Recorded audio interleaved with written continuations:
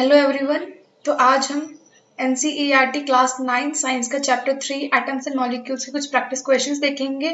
इससे पहले अगर आपने मेरा इस चैप्टर का थ्योरी वाला पोर्शन नहीं देखा है तो पहले इसकी थ्योरी पढ़ेंगे तो आप उसके बाद इन क्वेश्चंस को बहुत ही इजीली सॉल्व कर पाएंगे। तो हम स्टार्ट करते हैं अपने क्वेश्चंस करना। तो पहला क्वेश्चन है, who proposed the law of conservation of मास। तो जो law of conservation of mass है उसको किसने प्रपोज किया था? डाल्टन ने, लवॉइजियर ने, प्राउस्ट ने या एवोगैड्रो ने? तो हमें पता है लॉ ऑफ कंजर्वेशन ऑफ मास किसने प्रपोज किया था? लवॉइजियर ने प्रपोज किया था। Question number 2, the law of conservation of mass states that mass can neither B. तो जो law of conservation of mass है वो क्या स्टेट करता है कि जो मास है वो कभी भी क्या नहीं हो सकता? Option A, created not destroyed. Option B, created not changed. Option C, destroyed not changed. Option D, increased not decreased. तो हमें पता है जो law of conservation of mass है वो हमेशा ये कहता है कि mass can neither be created nor be destroyed. तो इसका option A is correct.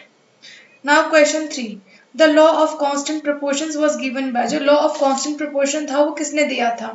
Option A Dalton, option B Lavoisier, option C Proust या ऑप्शन डी रदरफोर्ड। तो हमें पता है कि किसने दिया था लॉ ऑफ कांस्टेंट प्रोपोर्शन, ये दिया था प्राउस्ट ने। तो option C is correct. Now question number 4, according to the law of constant proportion, जो लॉ ऑफ कांस्टेंट प्रोपोर्शन है उसके according a pure compound always contains the same element. जो pure compound होता है वो सेम एलिमेंट को किस portion में रखता है, किस रेशियो में रखता है, कैसे रखता है मतलब? ऑप्शन ए सेम नंबर में, option B same ratio by mass, option C same ratio by volume या ऑप्शन डी डिफरेंट रेशियोज। तो हमें पता है जो लॉ ऑफ कांस्टेंट प्रोपोर्शन है वो कैसे रखता है प्योर कंपाउंड को? सेम रेशियो बाय मास रखता है। तो इसलिए option B is correct. Now question number 5, the smallest particle of an element that take part in a chemical reaction is। जो smallest particle होता है किसी एलिमेंट का वो जो केमिकल रिएक्शन में पार्टिसिपेट करता है उसको क्या बोलते हैं?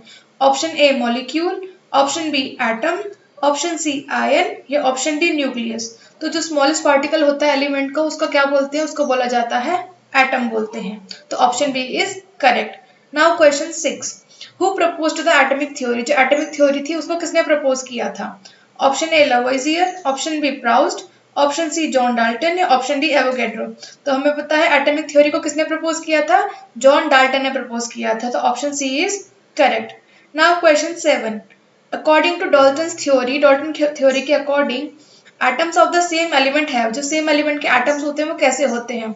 ऑप्शन ए डिफरेंट मास होता है उनमें, सेम मास एंड प्रॉपर्टीज होता है, डिफरेंट प्रॉपर्टीज होता है या डिफरेंट एटॉमिक नंबर होता है। तो जो डाल्टन थ्योरी के अकॉर्डिंग देखा जाए तो जो एटम्स होते हैं सेम एलिमेंट के उनमें क्या होता है? मास भी सेम होता है, प्रॉपर्टीज भी सेम होती है। इसलिए उसका ऑप्शन नंबर कौन सा करेक्ट हो जाएगा? Same mass and properties, option B is correct. Now question number 8, which statement of Dalton's atomic theory is modified today. जो डाल्टन एटॉमिक थ्योरी थी उसके कौन से स्टेटमेंट को आज के टाइम पे मॉडिफाई किया गया है? Option A atoms participate in reactions, की एटम्स जो है रिएक्शन में पार्टिसिपेट करते हैं। Option B atoms combine in whole number ratios, atoms है वो कंबाइन करते हैं होल नंबर रेशियोज में। Option C atoms can not be divided, option C है एटम्स डिवाइड नहीं किए जा सकते। Option D matter is made of atoms, जो मैटर है वो एटम से मिलकर बने होते हैं। तो कौन सा ऑप्शन सही हो जाएगा इसका? Option C atoms can not be divided. Now question 9, a molecule is formed when two और मोर एटम्स आर। जो मॉलिक्यूल है वो कब बनते हैं? जब दो या दो से ज्यादा एटम्स कैसे होते हैं? ऑप्शन ए फिजिकली मिक्स्ड होते हैं, ऑप्शन बी केमिकली बॉन्डेड होते हैं, ऑप्शन सी हीटेड होते हैं या ऑप्शन डी कूल्ड होते हैं। तो जो मॉलिक्यूल है वो कैसे बनते हैं? जो दो या दो से ज्यादा एटम्स कैसे होते हैं? केमिकली बॉन्डेड होते हैं, जो केमिकली जुड़े होते हैं। तो इसलिए क्या इसका आंसर क्या करेक्ट हो जाएगा? Option B chemically bonded. Now question 10, the molecule of oxygen contains. जो ऑक्सीजन के मॉलिक्यूल होते हैं वो क्या कंटेन करके रखते हैं? 2 oxygen atoms, 1 oxygen atom, option B 2 oxygen atoms, option C 3 oxygen atoms या ऑप्शन डी 4 ऑक्सीजन एटम्स। तो जो मॉलिक्यूल होते हैं ऑक्सीजन के वो क्या कंटेन करके रखते हैं? 2 ऑक्सीजन एटम्स होते हैं। ऑक्सीजन को क्योंकि हम कैसे लिखते हैं? O2 लिखते हैं। तो जो मॉलिक्यूल ऑक्सीजन को वो क्या कंटेन करके रखते हैं? 2 ऑक्सीजन एटम्स। तो इसका ऑप्शन कौन सा करेक्ट हो जाएगा? ऑप्शन नंबर बी इसका करेक्ट आंसर हो जाएगा। Now question 11, the chemical formula of hydrogen gas is. जो हाइड्रोजन गैस होती है उसका केमिकल फॉर्मूला क्या होता है? कैपिटल H, H2, H3 या H+। तो हम हाइड्रोजन गैस जो होती है उसको कैसे लिखने के लिए कैसे लिखते हैं, उसको लिखते हैं हम H2 लिखते हैं। तो इसलिए इसका ऑप्शन नंबर कौन सा करेक्ट हो जाएगा, B, H2। Now question number 12, the chemical formula of ozone is, जो ओजोन का केमिकल फॉर्मूला क्या होता है, O2 तो ऑक्सीजन का होता है हमें पता है, O3, O या O4। तो ओजोन में 3 एटम्स होते हैं ऑक्सीजन के, इसलिए इसमें क्या हो जाएगा, O3। Option B is correct. Which of the following is a triatomic molecule, इनमें से कौन सा मॉलिक्यूल है जिसके में 3 एटम्स पाए जाते हैं, मतलब ट्राई एटमिक है। ऑप्शन ए O2, इसमें तो देखिए 2 एटम्स है। ऑप्शन बी N2, इसमें भी 2 एटम्स है। ऑप्शन सी O3, इसमें 3 एटम्स है। और ऑप्शन डी H2, इसमें 2 एटम्स है। तो इनमें से ऐसा कौन सा मॉलिक्यूल है जिसमें 3 एटम्स पाए जाते हैं, तो इसमें option C is correct, O3। O3 में क्या होता है, ट्राई एटमिक मॉलिक्यूल है, इसमें 3 एटम्स पाए जाते हैं। Now question 14, the atomicity of phosphorus is, जो फास्फोरस की एटमिसिटी कितनी होती है, मतलब फास्फोरस में कितने एटम्स पाए जाते हैं। अब हम फास्फोरस को P4 लिखते हैं, तो option A 2, option B 3, option C 4 या ऑप्शन डी 5। तो फास्फोरस की एटमिसिटी कितनी होती है, 4 होती है, क्योंकि हम P4 लिखते हैं। इसमें कितने, फास्फोरस में कितने एटम्स होते हैं, 4 होते हैं, तो इसका क्या आंसर हो जाएगा, P4। Question 15, the atomicity of sulphur is, जो सल्फर है, सल्फर की एटमिसिटी कितनी होती है। अब सल्फर को हम S8 लिखते हैं, तो इसमें 8 एटम्स होते हैं। तो इसमें ऑप्शन है, option number A 4, option B 6, option C 8 और ऑप्शन डी 10। तो हमें पता है कि सल्फर की एटमिसिटी वो कितनी है, 8 है, तो इसलिए option number C is correct, 8। Now question 16, the molecular mass of water is, जो mass, molecular mass of water कितना होता है। तो इसको निकालने के लिए पहले हम देखेंगे कि हाइड्रोजन का एटॉमिक मास और ऑक्सीजन का एटॉमिक मास निकाल के उन दोनों को ऐड कर देंगे, क्योंकि वाटर में हमें हाइड्रोजन दिखाई दे रहा है, ऑक्सीजन दिखाई दे रहा है, तो इनका पहले एटॉमिक मास निकाल के फिर दोनों को ऐड करेंगे, तो इसका मॉलिक्यूलर मास निकल जाएगा। तो सबसे पहले एटॉमिक मास कितना होता है हाइड्रोजन का, 1 होता है। और इसमें देखिए 2 × 1, क्योंकि हाइड्रोजन में 2 दिए हैं एटम्स और ऑक्सीजन में कितने एटम्स है, 1 ही एटम है। लेकिन ऑक्सीजन का एटॉमिक मास कितना होता है, ऑक्सीजन का एटॉमिक मास होता है 16। तो 2 × 1 2 + 16, ये हो गया कितना, 18U। तो इसलिए जो वाटर का एटॉमिक मास कितना हो गया, सॉरी वाटर का मॉलिक्यूलर मास कितना हो गया, 18U हो गया, क्योंकि हाइड्रोजन का एटॉमिक मास होता है 1 और ऑक्सीजन का एटॉमिक मास कितना होता है, 16 होता है। तो इसका option number C is correct. Now question 17, the molecular mass of carbon dioxide is, जो मॉलिक्यूलर मास कार्बन डाइऑक्साइड कितना होगा। तो इसमें पहले हम देखेंगे कि कार्बन का एटॉमिक मास कितना होता है। तो जो कार्बन है, कार्बन 1 है, ऑक्सीजन कितने हैं, 2 है। तो कार्बन का एटॉमिक मास होता है 12 और ऑक्सीजन का एटॉमिक मास कितना होता है, 16 होता है। तो 12 × 12, 16 × 2 = 32। तो कितना हो गया इसका मॉलिक्यूलर मास कार्बन डाइऑक्साइड का, कितना हो गया, 44U हो गया। Now question 18, the molecular mass of NH3 is. तो सबसे पहले हम एटॉमिक मास देखेंगे। तो नाइट्रोजन का 1 एटम है और हाइड्रोजन के 3 एटम है। तो नाइट्रोजन का एटॉमिक मास कितना होता है, 14 होता है, और हाइड्रोजन का कितना होता है, 1 होता है। तो 14 × 14 + 3 × 3 = 17U। तो मॉलिक्यूलर मास कितना हो जाएगा NH3 का, 17U हो जाएगा। Now question 19, the molecular mass of CH4 is, जो CH4 है उसका मॉलिक्यूलर मास कितना होता है। तो कार्बन का 1 एटम है और हाइड्रोजन का कितने एटम है, हाइड्रोजन के 4 एटम है। तो कार्बन का एटॉमिक मास कितना होता है, 12 होता है, और हाइड्रोजन का कितना होता है, 1 होता है। तो 12 × 12 + 4 × 4 = 16U। इसका option number C is correct, 16U। अब now question number 20, the formula unit of sodium chloride. Sodium chloride का फॉर्मूला यूनिट कितना होता है। तो हम सोडियम में ऐसे, सोडियम का सिंबल होता है Na और पॉजिटिव चार्ज होता है, और क्लोराइड का होता है Cl-। तो हम जब इसकी क्रॉस करेंगे, इसकी वैलेंसी भी 1 होती है, इसकी वैलेंसी भी 1 होती है दोनों की, तो हम Na1 Cl1 ऐसा होता है, लेकिन 1 नहीं लिखेंगे, इसमें 1 नहीं लिखते हैं, इसलिए डायरेक्ट हो जाएगा NaCl। और एक में कैटायन चार्ज है, पॉजिटिव चार्ज कैटायन है, और एक एनायन चार्ज है, तो दोनों को क्रॉस करके न्यूट्रल चार्ज हो जाएगा, इसलिए क्या हो गया ये NaCl हो गया। Now question 21, which is an ionic compound. Ionic compound वो होते हैं जिसके ऊपर आयन्स दिखाई दे कि पॉजिटिव आयन है या नेगेटिव आयन है।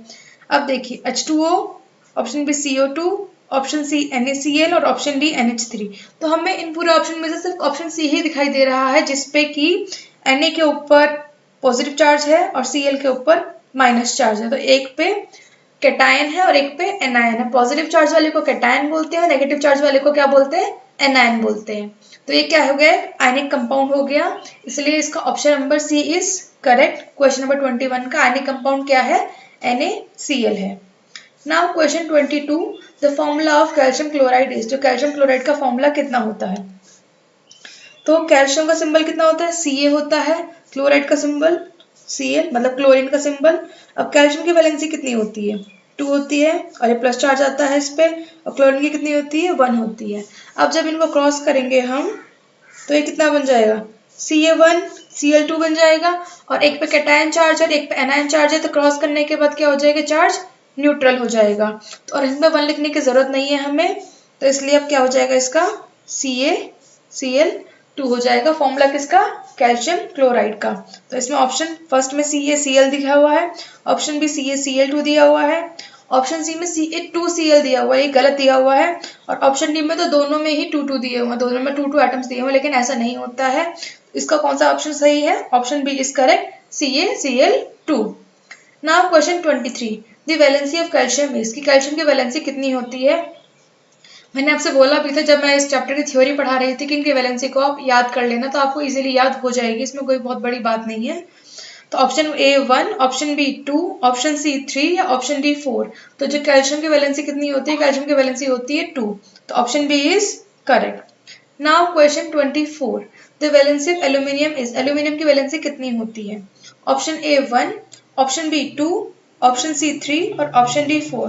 तो जो एल्यूमिनियम है, एल्यूमिनियम की वैलेंसी होती है कितनी, 3 होती है, तो इसका ऑप्शन सी इज करेक्ट।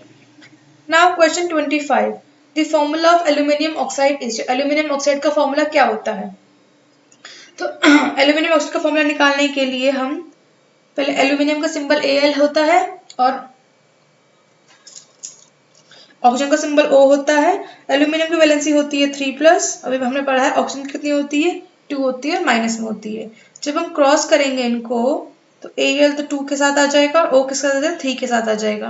अब एक में कैटायन चार्ज है, एक में एनायन चार्ज है, तो दोनों चार्ज जब क्रॉस होंगे तो न्यूट्रल हो जाएंगे, तो इसलिए इसका सिंबल क्या निकल के आया, इसका फॉर्मूला एल्यूमिनियम ऑक्साइड का Al2O3।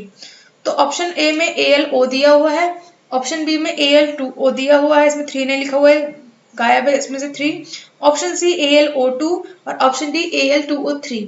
तो इसमें ऑप्शन डी इज करेक्ट, जो हमने निकाला है Al2O3 किसका फॉर्मूला होता है, ये एल्यूमिनियम ऑक्साइड का।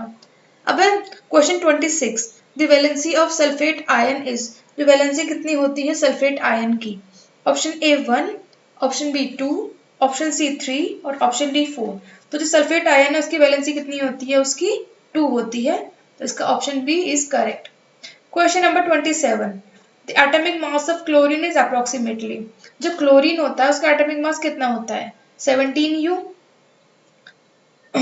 17U 35.5U 37U या 40U। तो क्या होता है एटॉमिक मास क्लोरीन का, 35.5U होता है, तो option number B is correct. Now question 28, one atomic mass unit is defined as, जो वन एटॉमिक मास यूनिट है उसकी डेफिनेशन क्या है, option A mass of one hydrogen atom, option B 1/12 of mass of one carbon 12 atom, option C mass of one oxygen atom and option D mass of one electron. तो हमें पता है one atomic mass unit की definition क्या होती है, कि जो 1/12 होता है किसी भी कार्बन 12 एटम का, जो मास का 1/12 पार्ट होता है वो क्या होता है, वन एटॉमिक मास यूनिट होता है, तो इसलिए इसका option number B is correct.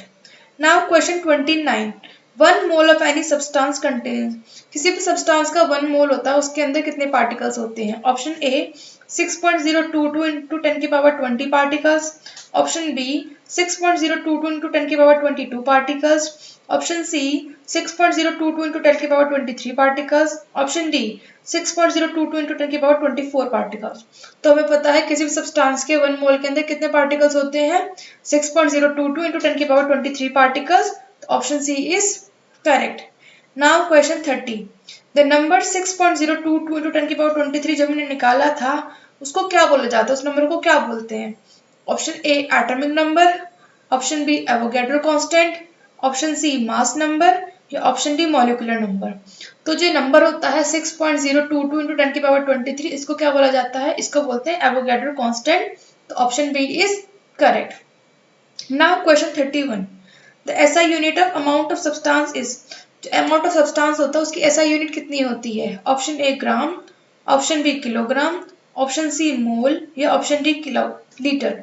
तो जो एसआई यूनिट होती है अमाउंट ऑफ सब्सटेंस की वो कितनी होती है? मोल होती है। तो इसलिए option C is correct. Now question 32, 18 gram of water contains, जो 18 ग्राम वाटर होता है उसके अंदर कितने मॉलिक्यूल्स होते हैं? Option A 1 mole of water molecules, option B 2 moles of water molecules, option C 0.5 mole of water molecules या option D 18 moles. तो जो 18 ग्राम ऑफ वाटर होता है उसके अंदर कितने वाटर मॉलिक्यूल्स होते हैं? उसके अंदर होते हैं 1 मोल ऑफ वाटर मॉलिक्यूल्स। तो इसका option A is correct, 1 mole of water molecules. Now question 33, the number of molecules in 1 mole of water is, जो 1 मोल ऑफ वाटर होता है उसके अंदर कितने मॉलिक्यूल्स पाए जाते हैं? ऑप्शन ए 6.022 इंटू 10 की पावर 23, ऑप्शन बी 3.011 इंटू 10 की पावर 23, ऑप्शन सी 1 इंटू 10 की पावर 23 या ऑप्शन डी 12 इंटू 10 की पावर 23। तो जो नंबर ऑफ मॉलिक्यूल्स होते हैं 1 मोल ऑफ वाटर में वो कितने पाए जाते हैं? वो पाए जाते हैं 6.022 इंटू 10 की पावर 23। तो इसका कौन सा ऑप्शन सही हो जाएगा? इसका option A is correct. Now question 34, which statement is correct about a molecule, कि मॉलिक्यूल के बारे में हमें 4 स्टेटमेंट दी हुई है, इसमें से हमें बताना है कौन सी स्टेटमेंट करेक्ट है। Option A it always contains different atoms, जो मॉलिक्यूल्स होते हैं उसमें हमेशा डिफरेंट एटम्स पाए जाते हैं। Option B it can exist independently in many substances, कि जो मॉलिक्यूल्स होते हैं वो बहुत सारे सब्सटेंस में इंडिपेंडेंटली एग्जिस्ट कर सकते हैं। Option C it has no mass, कि मॉलिक्यूल में कोई मास नहीं होता है। या option D it can not participate in reactions, कि जो मॉलिक्यूल्स होते हैं वो रिएक्शन में पार्टिसिपेट नहीं करते हैं। तो मॉलिक्यूल्स क्या होता है? मॉलिक्यूल्स इंडिपेंडेंटली एग्जिस्ट कर सकते हैं बहुत सारे सब्सटेंसेस के अंदर, हमें पता भी है ये बात। तो ऐसा देखा जाए तो इसका option number B is correct, it can exist independently in many substances. Now question 35, which of the following is not a molecule of an element, इनमें से कौन सा मॉलिक्यूल नहीं है किसी भी एलिमेंट का, जैसे O2, N2, H2 और H2O। तो ये तीनों तो मॉलिक्यूल है लेकिन ये क्या है? ये कंपाउंड है H2O, क्योंकि इसमें दो एटम्स है, किस किस के? हाइड्रोजन के और ऑक्सीजन के। हाइड्रोजन ऑक्सीजन के मॉलिक्यूल दिखाई दे रहे हैं हमें अलग अलग। विच of the following is molecule और ऑफ अ कंपाउंड, इसमें से बताना है कौन सा मॉलिक्यूल है कंपाउंड का। ऑप्शन है H2O2, N2, H2, option D CO2। तो हमें पता है कि इनमें से कौन सा मॉलिक्यूल है? CO2 है। किसी कंपाउंड का मॉलिक्यूल क्या है? CO2 है, क्योंकि सिर्फ हम क्या दिखाई दे रहे हैं? ये हमें एटम्स दिखाई दे रहे हैं। हमें ऑक्सीजन के एटम्स है, nitrogen, hydrogen. Question 37, which concept explains that atoms combine in simple whole number ratios to form compounds? Question 37 कह रहा है कि कौन सा कंसेप्ट ऐसा एक्सप्लेन करता है कि जो एटम्स है वो कंबाइन करते हैं सिंपल होल नंबर रेशियोज में, जिससे कि वो कंपाउंड का फॉर्मेशन कर सके। Option A law of conservation of mass, option B law of constant proportions, option C Dalton's atomic theory या option D law of gravitation. तो कौन सा कॉन्सेप्ट एक्सप्लेन करता है इसको? डाल्टन्स एटॉमिक थ्योरी एक्सप्लेन कि जो एटम्स है वो कंबाइन करते हैं सिंपल होल नंबर रेशियो से, जिससे कि वो क्या कर सके? कंपाउंड का फॉर्मेशन कर सके। तो इसमें option number C is correct, Dalton's atomic theory. Now question 38, the positively charge ion is called, जो पॉजिटिवली चार्ज आयन होता है उसको क्या बोलते हैं? उसको एनायन बोलते हैं, उसको कैटायन बोलते हैं, उसको एटम बोलते हैं या मॉलिक्यूल बोलते हैं? तो जो पॉजिटिवली चार्ज आयन होता है उसको क्या बोला जाता है? उसको बोला जाता है कैटायन। तो option number B is correct. Now question 39, the negatively charge ion is called, जो नेगेटिवली चार्ज आयन होता है उसको क्या बोला जाता है? Option A cation, option B anion, option C atom, option D protein. तो जो नेगेटिवली चार्ज आयन होता है उसको क्या बोलते हैं? एनायन बोलते हैं, क्योंकि जो पॉजिटिवली चार्ज आयन होता है उसको क्या बोला जाता है? उसको कैटायन बोलते हैं। नेगेटिवली चार्ज को क्या बोलते हैं? एनायन बोलते हैं। तो इसलिए option B is correct. Now question 40, which principle is applied when total mass before and after a chemical reaction is compared? ऐसा कौन सा प्रिंसिपल है जिसमें कि जो टोटल मास पहले का और रिएक्शन के बाद का सेम रहता है? तो option A law of constant proportions, option B law of conservation of mass, option C Avogadro's law या ऑप्शन डी बॉयल्स लॉ। तो कौन सा है इसमें? Law of conservation of mass, क्योंकि यही कहता है mass can neither be created nor be destroyed. Question 41 ratio of atoms in water is, atoms कितने हैं वाटर में? तो हाइड्रोजन में कितने एटम्स है? हमें दिख रहा है H2 है, तो हाइड्रोजन में 2 एटम्स है, और ऑक्सीजन में कितने एटम्स है? 1 एटम है। तो इसलिए इसमें देखो हाइड्रोजन पर ऑप्शन में हाइड्रोजन के 1, ऑक्सीजन के 1, ऑप्शन बी में हाइड्रोजन के 2, ऑक्सीजन के 1, ऑप्शन सी में हाइड्रोजन का 1, ऑक्सीजन का 2, या ऑप्शन डी में हाइड्रोजन का 2, ऑक्सीजन का 2। तो जो हमें दिख रहा है कि हाइड्रोजन कितने एटम्स है? 2 एटम्स है, ऑक्सीजन का कितने एटम है? 1 एटम है। तो ऐसा हमें सिर्फ ऑप्शन नंबर बी में दिखाई दे रहा है, तो इसका option B is correct, 2:1। Now question 42 which statement is correct about 1 mole. हमें 4 स्टेटमेंट दिए, हमें बताना है कि 1 मोल के बारे में कौन सी स्टेटमेंट सही है। It always has a mass of 1 ग्राम, कि उसमें हमेशा मास रहता है 1 ग्राम का। Option B it always contains 6.022 × 10⁻23 particles, कि उसके अंदर जो 1 मोल है उसके अंदर 6.022 × 10⁻23 पार्टिकल्स होते हैं। इट कंटेन्स ओनली एटम्स, इसमें ओनली एटम्स प्रेजेंट होते हैं, या इट कंटेन्स ओनली मॉलिक्यूल्स, कि इसमें ओनली मॉलिक्यूल्स प्रेजेंट होते हैं। तो जो 1 मोल है, 1 मोल के अंदर कितने पार्टिकल्स होते हैं? हमेशा 6.022 × 10⁻23 पार्टिकल्स होते हैं, तो इसलिए option number B is correct. Question number 43 according to Dalton's theory atoms of different elements have. Dalton's theory के अकॉर्डिंग जो एटम्स होते हैं डिफरेंट एलिमेंट के, उनमें क्या होता है? Same mass and properties, option B different mass and properties, option C same chemical properties, option D same atomic number. तो जो डॉल्टन थ्योरी है उसके अकॉर्डिंग जो एटम्स होते हैं डिफरेंट एलिमेंट्स के, उनमें क्या होता है? डिफरेंट मास होता है और प्रॉपर्टीज होती है, तो इसलिए option number B is correct. Now question 44 which statement is correct. Atoms can be created during chemical reactions, की एटम्स को क्रिएट किया जा सकता है ड्यूरिंग केमिकल रिएक्शन के दौरान। Option B atoms can be destroyed during chemical reaction के दौरान एटम्स को डिस्ट्रॉय किया जा सकता है। Option C atoms are rearranged during chemical reactions, की केमिकल रिएक्शन के दौरान एटम्स को रीअरेंज किया जाता है। या option D atoms disappear during chemical reaction, की केमिकल रिएक्शन के दौरान जो एटम्स है वो गायब हो जाते हैं। तो इनमें से हमें पता है कि जो एटम्स है वो रीअरेंज हो जाते हैं ड्यूरिंग केमिकल रिएक्शन, तो इसलिए option number C atoms are rearranged during chemical reaction. तो आपके इस चैप्टर के पूरे मैंने 44 प्रैक्टिस क्वेश्चन करवा दिए हैं। आप मुझे कमेंट बॉक्स में जरूर बताना कि आपको इनमें से कितने क्वेश्चंस आपके सही रहे, और आपको बाकी कुछ भी समझ में ना आया हो तो आप मुझसे कमेंट बॉक्स में पूछ सकते हैं, और मेरे चैनल को लाइक शेयर एंड सब्सक्राइब कर सकते हैं।